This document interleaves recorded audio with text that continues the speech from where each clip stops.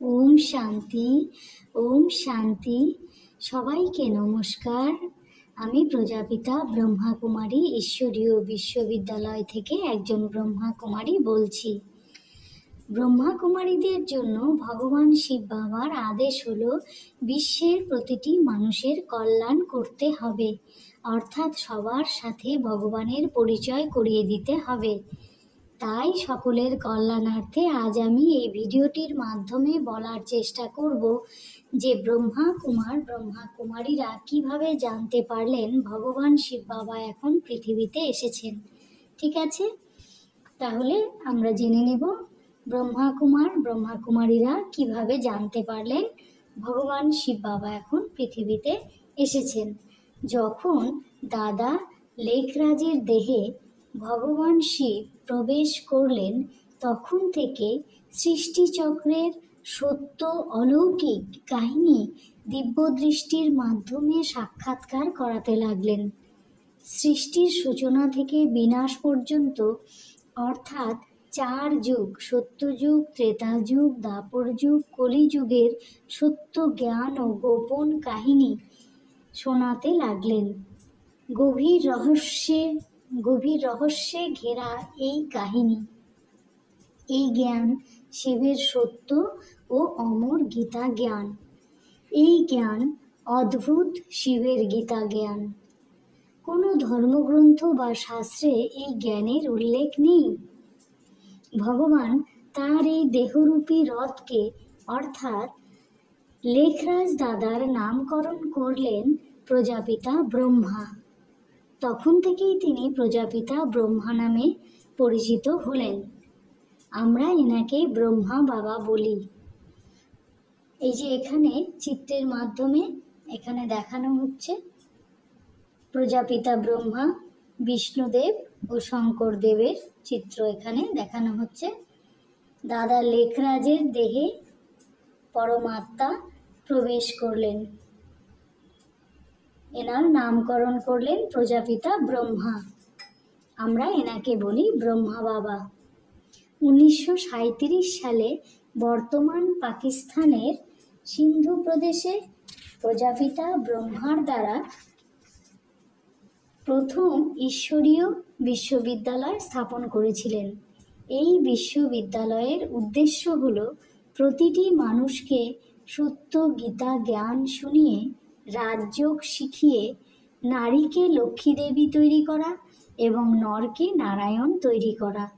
বর্তমানে রাজস্থানের মাউন্ট আবুতে এই বিশ্ববিদ্যালয় রয়েছে। এই বিশ্ববিদ্যালয়ের পুরো নাম হল প্রজাপিতা ব্রহ্মাকুমারী ঈশ্বরীয় বিশ্ববিদ্যালয়। এই বিশ্ববিদ্যালয়ে যারা নিয়মিত শিবের সত্য গীতা জ্ঞান শোনেন ও রাজযোগ মেডিটেশন করেন, তাদের বলা হয় ব্রহ্মাকুমার ও ব্রহ্মাকুমারী। ব্রহ্মা বাবার মুখ কমল দ্বারাই আমরা জানতে পারলাম ভগবান এখন পৃথিবীতে এসেছেন। বর্তমান সময়ে ভগবান শিবের আদেশে সারা বিশ্বে ব্রহ্মাকুমারী সেন্টার খোলা হয়েছে।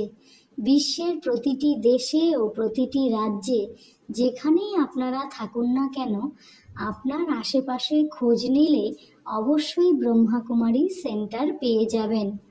আমরা সবাই এক ভগবানের সন্তান। তাই দয়া করে আপনারা আসুন, ব্রহ্মাকুমারী সেন্টারে যোগাযোগ করুন। নিজেকে জানুন, ভগবানকে জানার সুযোগ নিন। সত্য গীতা জ্ঞান শুনে রাজযোগ মেডিটেশন শিখে নিজের জীবনকে পবিত্র ও সুখ শান্তিময় করে তুলুন। ভাগ্য বিধাতা এসে সৌভাগ্য তৈরি করার বিধান দিয়েছেন। আসুন সেই বিধান মেনে আমরা নিজের ভাগ্যকে সৌভাগ্য রূপে পরিবর্তন করি। আচ্ছা, এখানে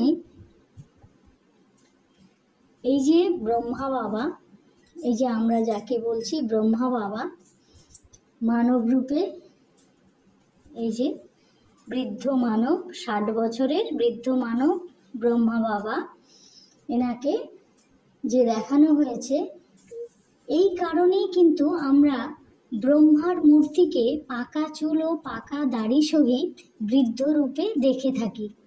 যেখানেই আমরা ব্রহ্মার মূর্তি দেখি না কেন, দেখা যায় ব্রহ্মার পাকা দাড়ি ও পাকা চুল, বৃদ্ধ অবস্থায় আমরা দেখতে পাই। অন্য কোনো দেবতার মূর্তিকে বৃদ্ধ রূপে দেখানো হয় না। আমরা শুধু ব্রহ্মার মূর্তিকেই বৃদ্ধ অবস্থায় দেখি। কারণ 60 বছর বয়সে যে লেখরাজ দাদার শরীরে প্রবেশ করেছিলেন পরমাত্মা, সেই জন্য প্রজাপিতা ব্রহ্মার মূর্তি সবসময় বৃদ্ধ অবস্থাকেই দেখানো হয়।